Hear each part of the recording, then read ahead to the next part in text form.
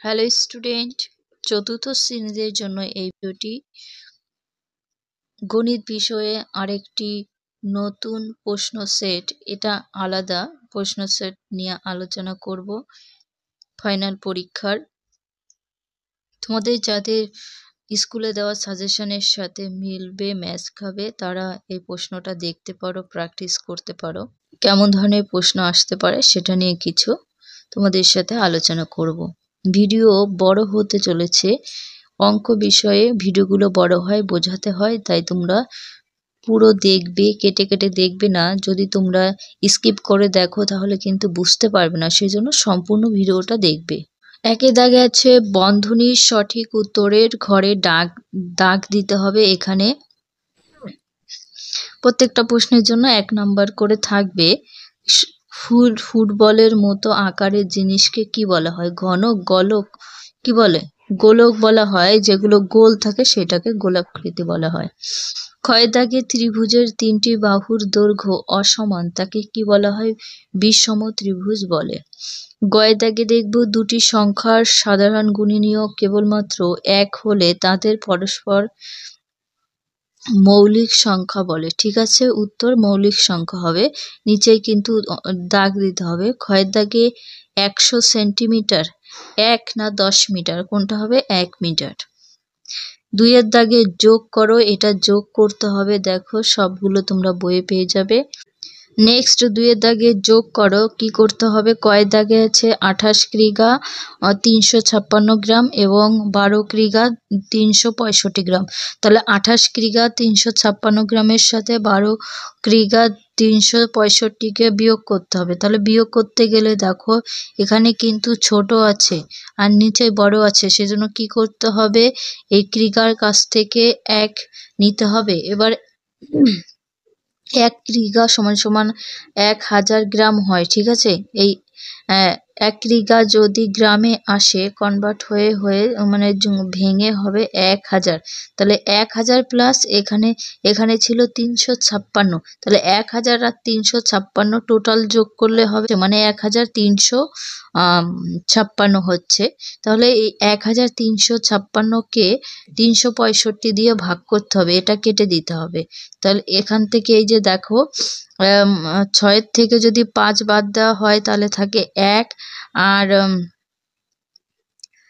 5-এর এখানে 5 যেহেতু 6 থেকে ছোট সেজন্য 1 ধরতে হবে। তাহলে 1 নিলে হয়ে যাচ্ছে 15 থেকে 6 বাদ দিলে থাকছে 9। তাহলে এখানে উত্তর 9 লিখতে হবে।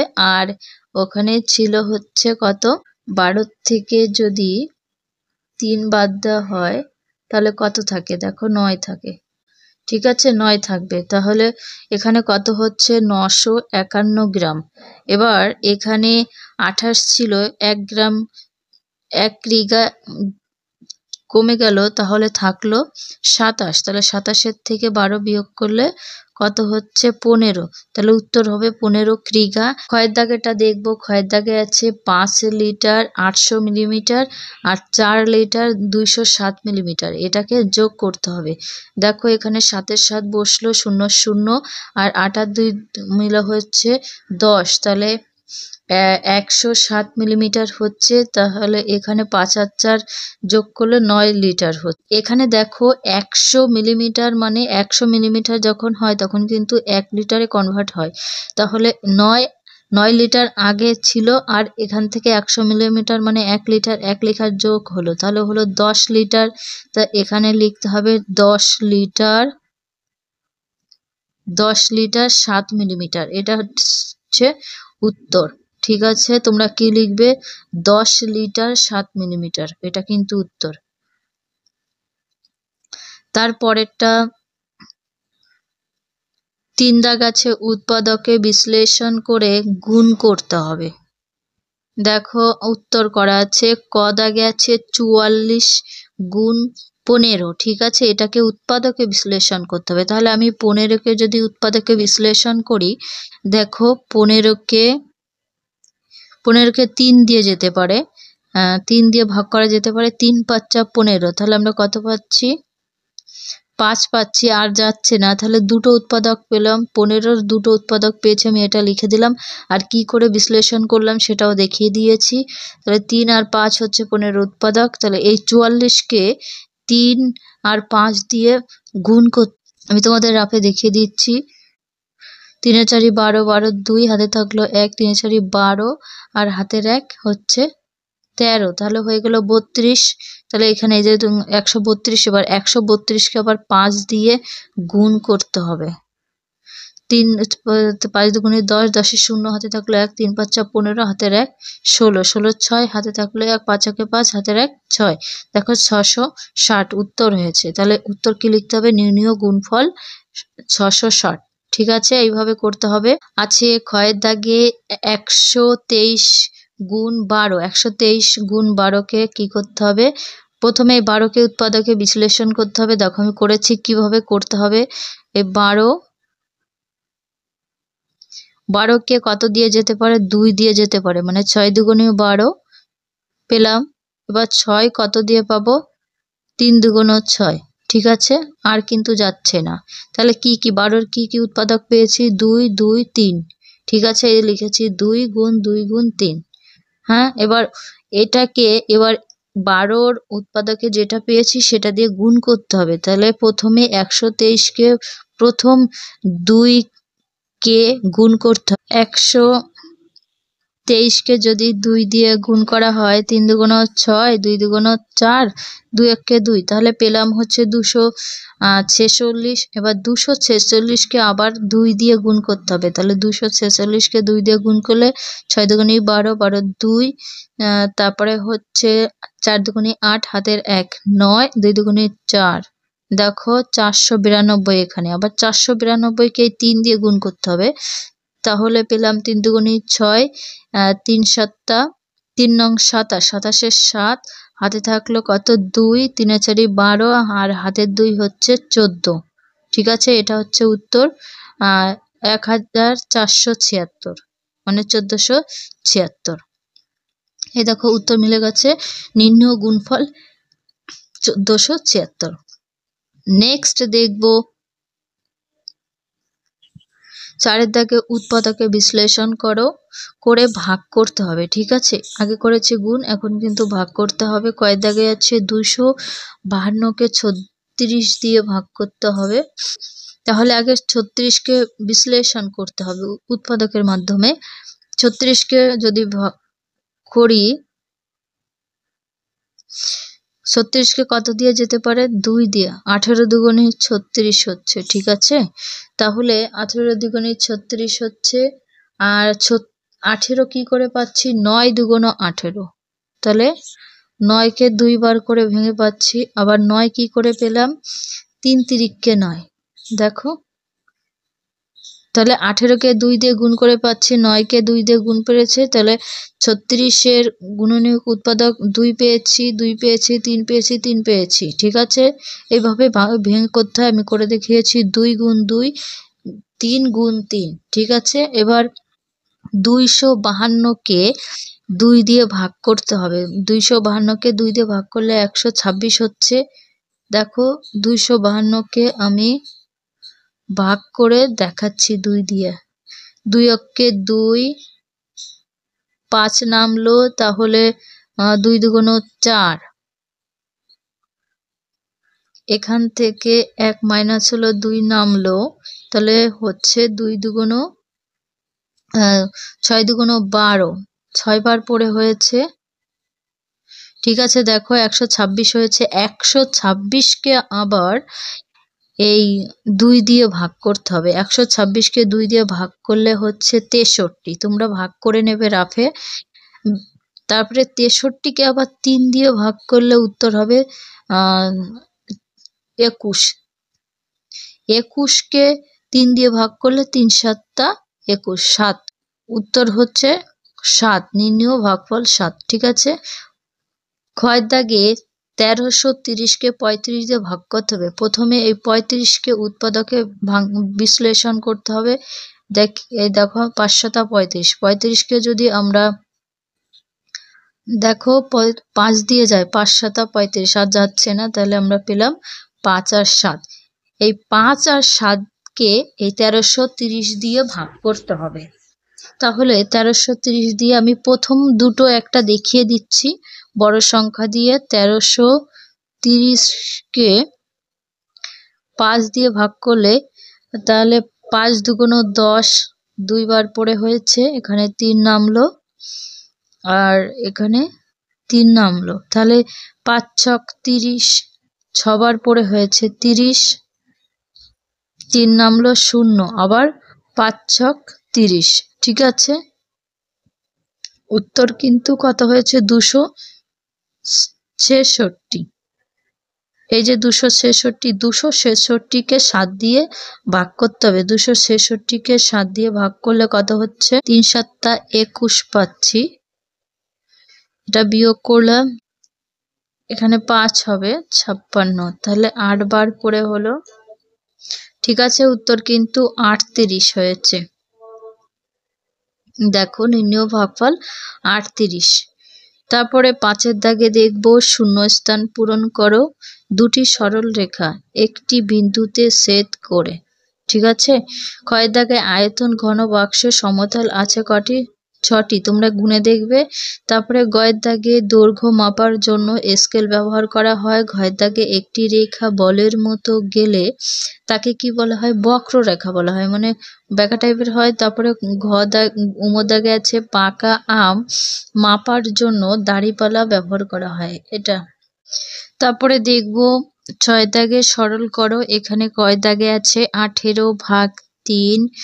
তারপরে আছে যোগ 9 বিয়োগ 12। আমরা কি জানি? সরলের মান নির্ণয়ের সময় যোগ বিয়োগ ও ভাগ থাকলে আগে কি করতে হবে? ভাগ করতে হবে, তারপরে ভাগের কাজ করতে হবে, এরপরে যোগ করতে হবে, তার সবার শেষে বিয়োগের কাজ করতে হবে। ঠিক আছে, তাহলে আমরা ভাগটা করে নেব। 18কে যদি 3 দিয়ে ভাগ করা হয় তাহলে 3 6 18, 6 পেলাম 6।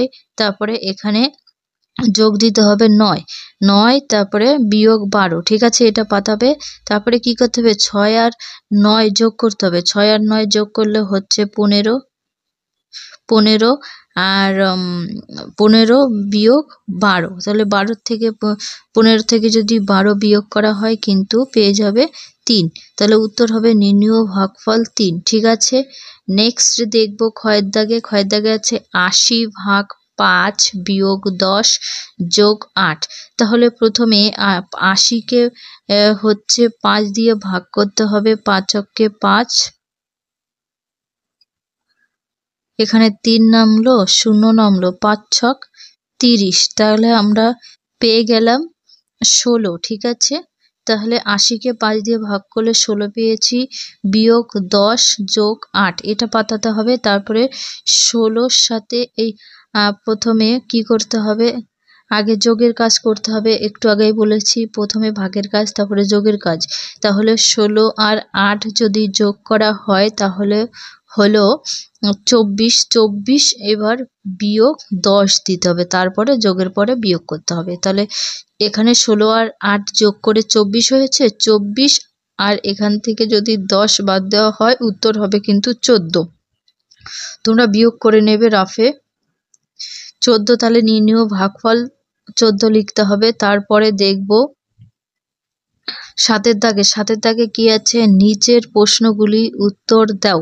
এখানে কয় দাগে আছে? মালদায় এক আম বাগানে 5175টি আম গাছ আছে, তাহলে প্রতি সারিতে সমান সংখ্যায় আম গাছ আছে। মোট সারি সংখ্যা 25 হলে প্রতি সারিতে কতগুলো আম গাছ আছে সেটা হিসাব করে বের করতে হবে। দেখো করা হয়েছে 5175/25, তাহলে প্রথমে এই 25-এর মৌলিক উৎপাদকে বিশ্লেষণ করতে হবে। দেখো আমি করেছি। 25কে যদি মৌলিক উৎপাদকে করা হয়, 25কে 5 দিয়ে ভাগ করা যায়, 5 5 25, আমরা কত পাচ্ছি? 5 গুণ 5। ঠিক আছে, এটাই উৎপাদকে এই যে দুটো উৎপাদক পেয়েছি 5 আর 5, তাহলে প্রথমে 5175-কে 5 দিয়ে ভাগ করতে হবে। এটার আমি রাফে করে দেখাচ্ছি। 5175-কে যদি 5 দিয়ে ভাগ করা হয়, 5 একে 5, তাহলে 1 নামলো, 5-এর 0 0, 7 নামবে 1, তাহলে 17, 3 5 15।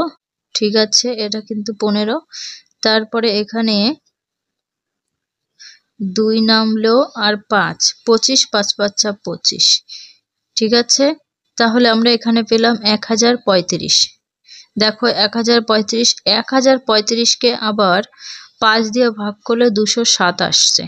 তাহলে উত্তর লিখতে হবে প্রতি সারিতে 207টা আম গাছ আছে। ঠিক আছে, ক্ষয় দাগে দেখব পার্থ একটা সাইকেল কিনবে, তাই সে প্রতিদিন 12 টাকা করে মাটির ভাড়ে জমা করে। প্রত্যেকদিন 12 টাকা করে জমা করে। তাহলে 1 জানুয়ারি থেকে 31শে জানুয়ারি পর্যন্ত সে মোট কত টাকা জমিয়েছে? তাহলে 1 জানুয়ারি থেকে 31শে জানুয়ারি, তার দিন সংখ্যা হয় 31 দিন। দেখো উত্তর লেখা হয়েছে একদিনে জমায় সে 12 টাকা।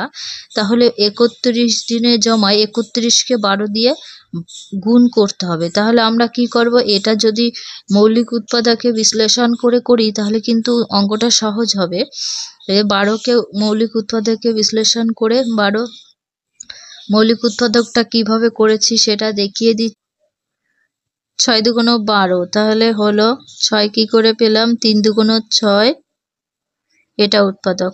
কত কত পেয়েছি? 2 2 3, 2 গুণ 2 3। ঠিক আছে, এই 2 গুণ 3 এটাকে দিয়ে 31-কে হচ্ছে গুণ করতে হবে। দেখো 31-কে যদি প্রথমে 2 দিয়ে গুণ করা হয়, 2 একে 2 আর 3 দুগুণ 6, তাহলে হলো 62। 62-কে আবার এই 2 দিয়ে গুণ করতে হবে। তাহলে 62-কে 2 দিয়ে গুণ, 2 দুগুণ 4 আর 6 দুগুণ 12, তাহলে হলো 124। 124-কে আবার এই 3 দিয়ে করতে হবে। তাহলে 124-কে 3 দিয়ে ভাগ করলে হচ্ছে 3 এর 4 12, 12 2 হাতে থাকলো 1, 3 দুগুণ 6, হাতের 1 7 আর 3 একে 3। ঠিক আছে, 372 উত্তর হলো, মানে 372 টাকা।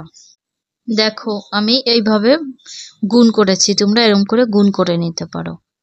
তাহলে উত্তর কি হবে? উত্তর হবে 1 জানুয়ারি থেকে 31শে জানুয়ারি পর্যন্ত সে মোট 372 টাকা জমাবে। ঠিক আছে, গয়ের দাগে দেখব দাদু 5 প্যাকেট ফুলঝুরি এনেছেন, প্রতি প্যাকেটে 12টি করে ফুলঝুরি আছে। ওই 5 প্যাকেটে মোট ফুলঝুরি আমরা 4 জন ভাই বোন সমান ভাগে ভাগ করে নেব।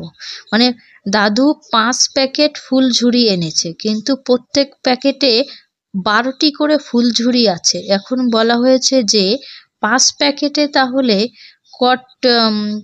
কটি ফুলঝুরি থাকবে? 5 বারং 60, 60টি থাকবে।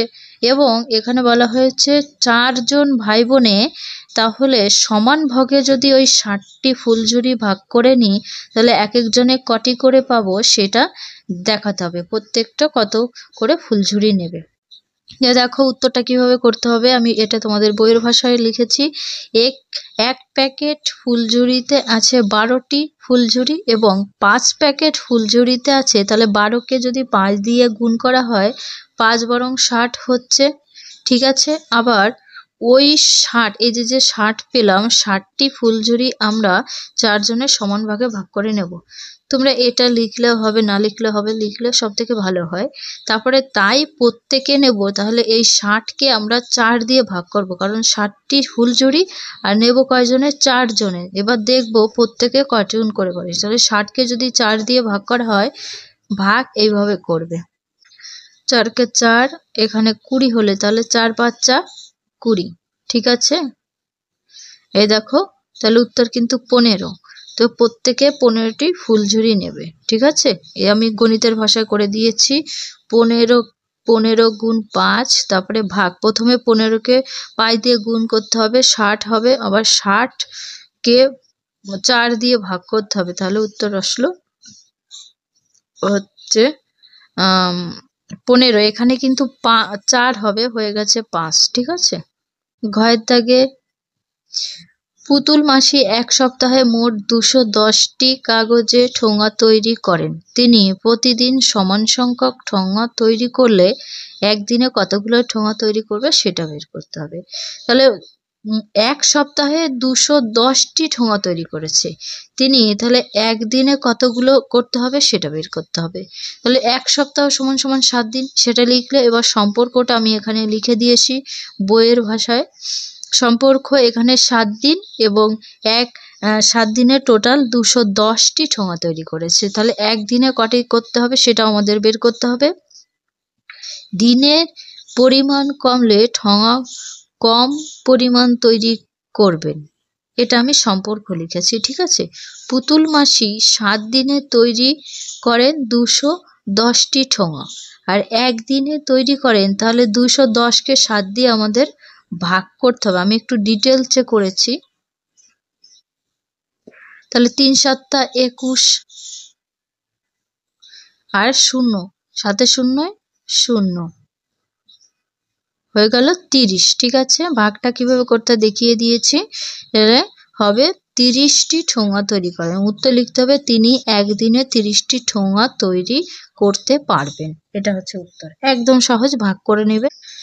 এই পর্যন্ত ভিডিও শেষ করছি। ভিডিও ভালো লাগলে লাইক কমেন্ট শেয়ার করো।